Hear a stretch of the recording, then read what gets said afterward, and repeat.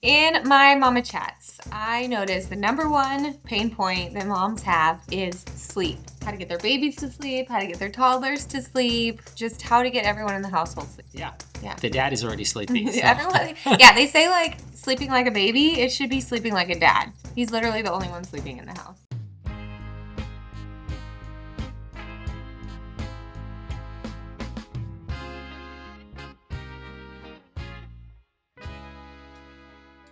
If you're new to the channel, I'm Cora. I'm Taro. And we have 3 kids. Yes, they're pretty young, 5, 3, and 2 currently. Yep. Sleep is a big thing. Huge. Sleep is a big thing. I should get some sleep.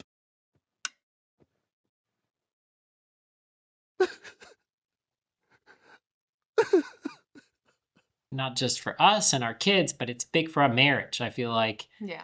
if we don't individually or collectively sleep well, our marriage starts to fall apart. Yeah, so sleep's important. Yeah, it's kind of an Archimedes lever, as they say. Yes. It impacts so many things, and if it's good, you don't notice anything, but if it's bad, you notice everything. Yeah, it makes work suffer, Yeah. emotions suffer, kids' emotions, adults' emotions.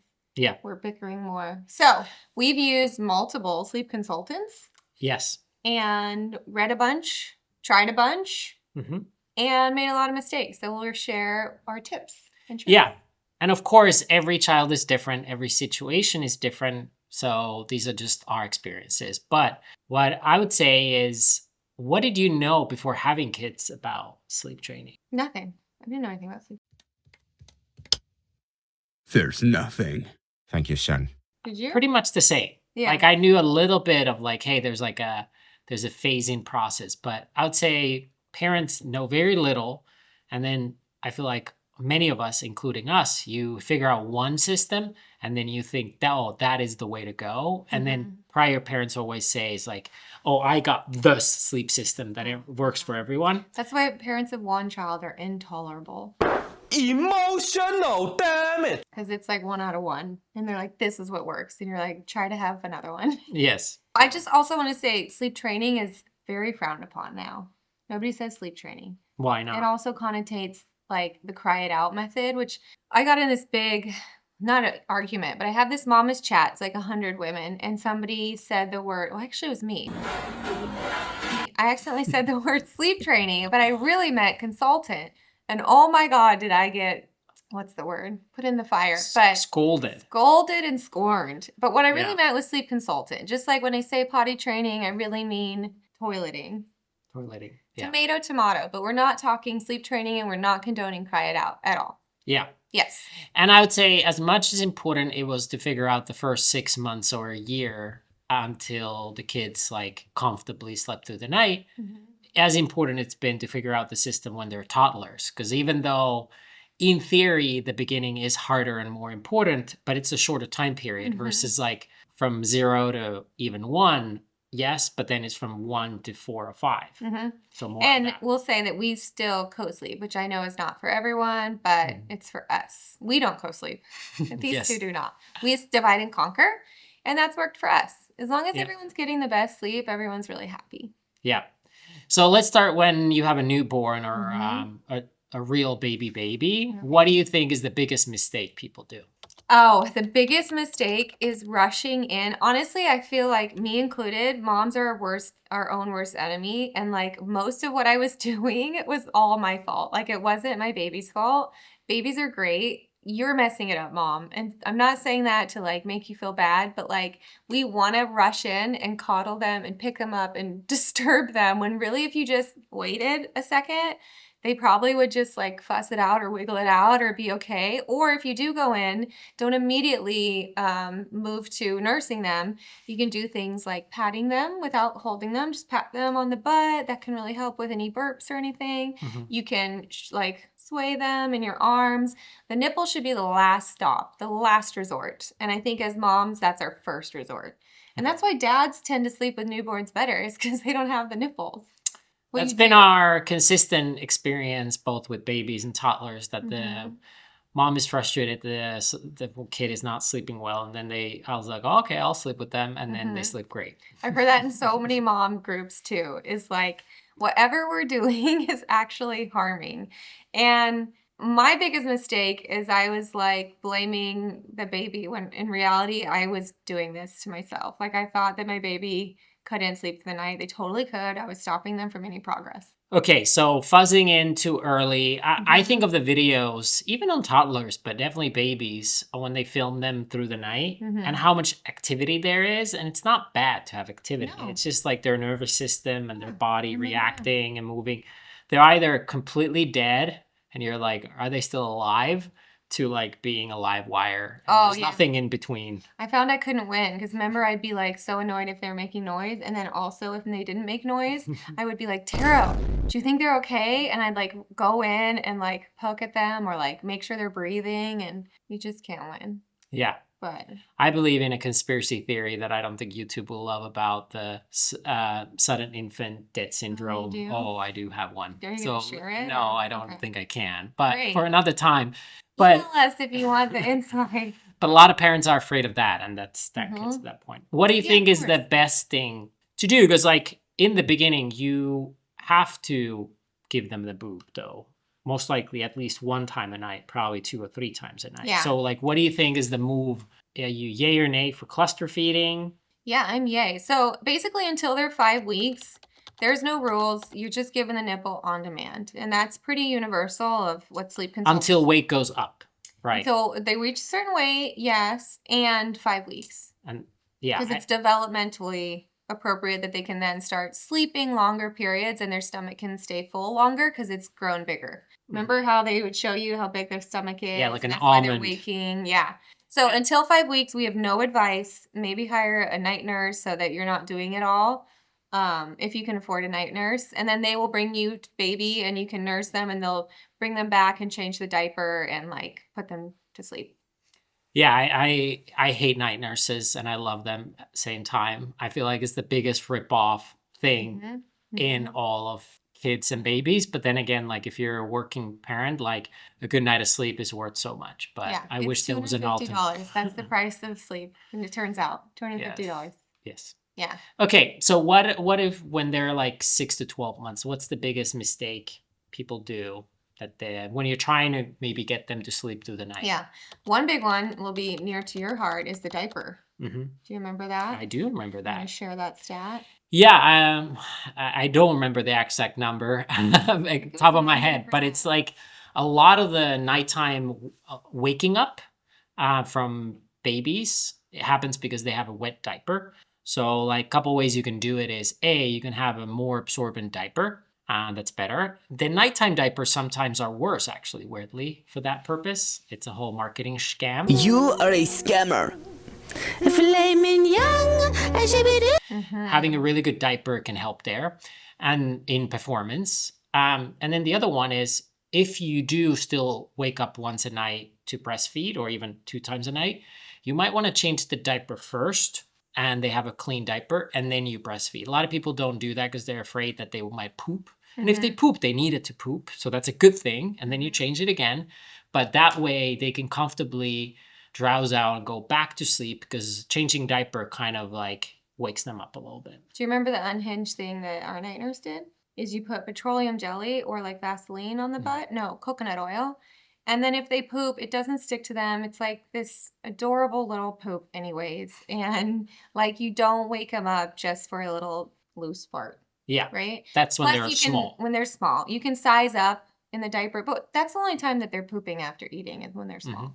You can size up in the diaper so they have more space in it so it doesn't get so wet. But yeah, you try to change their diaper before feeding, which is the opposite of most people do. Then you feed and they usually fall asleep when they're full. And so you can just put them down without having to wake them back up by changing their diaper. The biggest tip, and I think this is what centers around most sleep consultants, is putting the baby down awake. And that's important because then if they wake through the night, they remember, like if you suddenly woke up and you had not fallen asleep in a crib, but you were now in a crib, it'd be kind of upsetting, right? So if you put them down awake, they look around where they are, they fall asleep. Then if they wake up again in that same area, they're like, oh, this isn't so bad. I remember this before. And they go back to sleep. But if you put them down asleep, they wake up more furious. Yeah. They're like, where are I fell asleep on your boob and now I'm here. The best advice I got was from my friend Sean. and he said he had a rule is keep his ass up. And so if you're on a 3 nap or 2 nap or 1 nap routine, there's the point when the witching starts, and there's the whole witching hour. But even with toddlers, there's this crazy chaos, just like we often wrestle. But there's like a whole point where there's a moment when parents are often on their phone or not focused on the kid, and then but that's when you really need to like be present with them and have high energy and make them active. Yeah. Nothing is better than swimming, by the way, when they get a little bit older, get in the pool. But like it's so key is that you exhaust them. Yeah, wear them out. And like they're almost to the point of hyper, and then knock them down, and then they will probably sleep better versus like kind of like not paying attention to them Yeah. in the last You don't hour. really mean knock them down. Hey, you, let's fight. Them's fighting words. No, but like tire them. Tire right? them out. Are cribs yay or nay? They're a nay for me. Mhm. We never use cribs. I like a floor bed. I don't know. I feel like the confinement of a crib is so creepy to me. Our middle one used the crib. Our That's true. oldest and youngest did not. They went full Montessori, but the middle one did. And I don't know if it's better or worse, but it does make it easier for parents if you don't have the space, time, and the effort. Mhm. Like it is a little bit easier for not the cry it out per se, but like letting them roam around freely a little more. Again, you Yeah. could do that without a crib, but then you got to have the right setting. But the key is that they can wake up on their own and then go back on their own. They learn self-soothing in a Mhm. safe, contained way. But again, they can learn it without the crib too. Well, I do think they're actually kind of smart because what our first child would always do is wake us up, just walk into the room. Mhm. Turns out when you got a crib, that doesn't happen. So I have friends who's like 2-year-olds, 2.5-year-olds are still in cribs, and they wake up in the morning and they play with themselves in their room. Can you imagine what that would be like? We get knock, knock, knock whenever they get up. They're coming to Um, find us. They're coming to find me wherever I am. I will look for you. I will find you. Yeah, you always have the lucky night. It's like, call it 3-4 months in, they sleep through the night once, and Yeah, it you're doesn't like, count. this is, we're done it. And like, no. No. At the 4th or 6th month, they regress, and then Mhm. you go ups and down. But like, you might have a lucky night here and there, and we would travel, and that definitely happened. And then more consistently, somewhere between 7 and 9 months, it doesn't happen every night, but it happens here and there. Mhm. And I think it's somewhere between 9 and 12 months when they get to a pretty consistent. Again, there are some regressions, especially when you're like potty training and they might pee the bed later. This is Yeah. when they're much older, let's say 2 or a year and a half to 2. But overall, I think it was like 9 to 12 months when they were like consistently clockwork, sleeping through the night. So that gives you a good idea of like, it's quite an endurance event, but it will happen at some point. We didn't do anything special. We didn't really follow the sleep consultant's advice, sadly. So I'm sure if we did, it would have been earlier. But for us, we just winged it and they started sleeping through the night on their own at around 8 months. Yeah. For me, one of the best things was actually to sleep with them. So I would sleep they had a little bunk bed, which was like on a floor level. And I would often sleep with them because they would wake up once or twice a night. And I would just like Cora said, is like touch them a little bit and they would go back to bed. It was way easier than sleeping in another room. And then like by the time I got there and I stumbled in the room, they're already half awake, and then it was like hard to get them down. So for me, co-sleeping was not like some philosophical thing I wanted to die on that. Yeah, it was purely optimized for my sleep. It was also way easier for me to go back to bed when I had not left the bed, but I was like just still drowse and then back, which is actually follows like a lot of the circadian rhythms anyway. So I think that was great. And I think what we did is I was with the baby for the first 3 months, and then 3 months on, you slept with the baby because it was just easier. They weren't smelling the milk all the time. I think that's the big mistake is moms sleep in the same bed.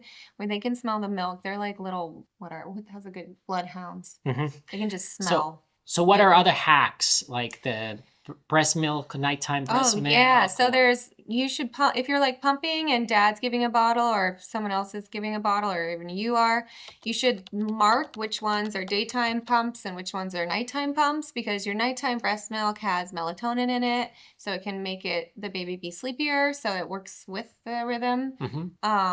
Than the other way around. Another tip is gripe water. It's like something that helps their tummies, so digestion. You can put it before you breastfeed, and that helps because they get like they get tummy trouble from digesting milk. It's their first time like digesting anything. So gripe water helps. So what are your main no-dos with toddlers sleeping? I think most people wait too long, like in the day, before they decide to put him down. They wait when like screaming ensues and like the child has fully melted down and has reached like 2 hours past bedtime. And then they're like, okay, fine. Like I see people want to get a lot of stuff done and they don't want to go to bed yet as parents. And so they're fussing around, they're doing stuff and they're like, oh, I'll push it, I'll push it, I'll push it. And kids having fun. Then they get the wild energy. They're still having fun. And then the like meltdowns start happening. And then that's when the parent tries to get them to bed. And by that point, it's like 2 hours too late. Yeah, definitely same as with adults is that you want to have a routine, whatever your routine is, pretty consistently and stick to it. And that routine should have enough sleep. So some kids do better by sleeping longer through the night, shorter nap. Some do a longer nap. And there's even a strategy if we ever travel or we're jet lagged, where, for example, our kids slept poorly. I would take them on a walk and a stroller and I would let them like power nap if we woke up at like 4 or 5 a.m. where I knew they didn't get enough sleep. And that way I could still have them sleep the full sleep on the normal time versus if I wouldn't do that, then their whole nap schedule will be off because they were the full night sleep. If you do a power nap, you can do a full night sleep? No, full nap, mid-nap. Mid-nap. So if they normally wake up at, let's say, 6 and then they nap at noon or whatever version of that, now if we woke up at 4, I know they're not going to make it to noon. But if I let them sleep too long, too late at 10, then the whole nap is screwed up. So if they fall asleep in a car on a back from a park at 10, then like the whole nap schedule is thrown off. So at 7, I would let them drowse off on a stroller for a bit. That way they can hold off until even like 15 minutes, right? Yeah. We'll do the trick. That's a good one. Okay, so a routine is really important, right? You do bath, you do stories, get in your jammies, get in the dark room. Yeah, this is where I think parents just like they swear by their own thing is like figure out your own system, but like a routine where the kid knows to expect that this is happening and there's like a safe space for them to fall asleep. So we've done the bath, we've not done the bath, and like whatever is a system that works. But I generally think they should be belly full and then they should be go wild as crazy. And then you should figure out a way to calm them down. Again, book and bath are great ways. Wrestling is great with boys. Wrestling is great, like squishing them with like pillows, sensory. like sensory stuff. Also, we do a lot of tickles. That's helped. After we stopped breastfeeding, I switched it for tickles or cuddles. And they need a yes and no. So there's a point when if they're not going to bed, you just have to be firm. And at this point, like we've spoken with our other videos, you're kind of the governor. So there's no negotiating. It's like, 5 more minutes. Like, no, this is it. Like, otherwise we read a book. It's a story. Then we close the lights, off the bed. You can tickle them, cuddle them, whatever. But like, there's no like going back. Because I've seen parents too that then give up after 10, 15 minutes. And good luck. You have like 2 more hours left. Yeah. So it might be hard. And sometimes when they're transitioning, there might be areas where then you have to be there 30 minutes and whatever. But that's just the name of the game. Is like to get them consistent, you got to stay consistent yourself. You do something really smart, which is like you just roll over and you are like boring and done. And that works so well. Like you just roll over, your back's to them, and it's like, we're out. And like there's nothing left for them to do. And Correct. I instead like try to bargain and rationalize and reason, and it does not work. There's no negotiating with terrorists. You should also look up how many hours of sleep your child should be getting based on their age range and try to follow that, because if your child is like chronically sleep deprived, they're going to be actually harder to put to bed. And if they're not getting naps, they're going to be harder to put to bed also. So look those up. So how about the most important and juiciest topic? How does the mom get more sleep? What are the mom I sleep have habits? no idea. I am a terrible insomniac. If you guys have any advice for sleeping when you're 40 years old, let me know. Right now, I've only read 5-year-olds, 2-year-olds, 3-year-olds. I would say is that if one of you is a morning person and one is not, or even if that's not the case, divide and conquer is so important. Is that the one person who's up takes them away from the house and lets the other person sleep in, or if you're Yeah. both morning person or not morning people, then still try to divide and conquer would be powerful. And then if you have multiple kids, definitely sleeping in different beds can be helpful. Not just because of the parents, but often kids wake up at different times and you don't want them to wake each other up. Yeah. So like having that, I know that's a little bit of a luxury because not everybody has the bedrooms to do that. But we did that, and so the little one would wake up, and me or you would be with them, and then we would know that in like 3 hours, when another person woke up, we would get a change of the guards, and we'd be able to go back to sleep. Correct. Yeah. That's powerful. And then I would also say is there are phases when one child is harder, like actually harder, is kind of rotating that as well. So we take turns. We even tell the toddlers is like your turn, my turn. Yeah. But in a way that allows us to sleep better too if one of them is being extra difficult, because then you don't have to do the difficult one every night. One other really good tip is telling your kids what sleep does, like how it benefits them, like on a cellular level. I did like physiological talks with them about sleep, and my oldest loves it. He tells other kids, like, it seems like you need a nap if they're being like dysregulated or emotional. And they really like learning about how your cells grow and you get more IQ and brain power and you regulate your emotions. And there's books about it too that you can read. And my whole life, I've just wanted to take a nap. Oh, My I big do. life mission was for a while is I will become an entrepreneur so I can nap every day. That's true. And I had a rule that if I don't nap at least 350 days of the year, it's been a bad year. And every day I did not nap was a bad day, basically. And that's a little extreme, but just all long-winded to say is I believe that kids should sleep if they're tired, and there's no like at like 2 or 3 years you got to skip the nap. And I know a lot of parents who struggle and the kids are absolutely horrific, and I think the answer is just like take a short nap. Take a nap. Your kid needs a nap. Yeah, so And we don't treat a nap like a punishment. Like a nap is a reward. And you and I nap, they see us nap, they see us excited to nap. yeah. So that really helps. But yeah, if your kid's acting crazy, they probably need more sleep. Okay, we're almost out of battery. So any last words? No, that was it. That was the last word. Okay. Take a nap. So take a nap. But if after the nap, you should have Four Sigmatic. Thanks to our sponsor, Four Sigmatic. Hey. Okay, our kids stormed in. But what you should do is take a nap, and after the nap, you should have coffee. Or after waking up in the morning. And what's better coffee is functional coffee with things like mushrooms and protein and creatine. Thank you, Four Sigmatic, for sponsoring the video. And for viewers of the show, there's a special deal where you can get Four Sigmatic's best-selling product for free. Just pay shipping, so go to the link below or go to foursigmatic.com/fungifam. So definitely highly endorse caffeine. As a parent, life is just better. And caffeine that like you can also take a nap on. Yes, the non-jittery kind. Non-jittery kind. Thank you. Thanks for watching. Like and subscribe, and I'll see you in the next video. Ciao.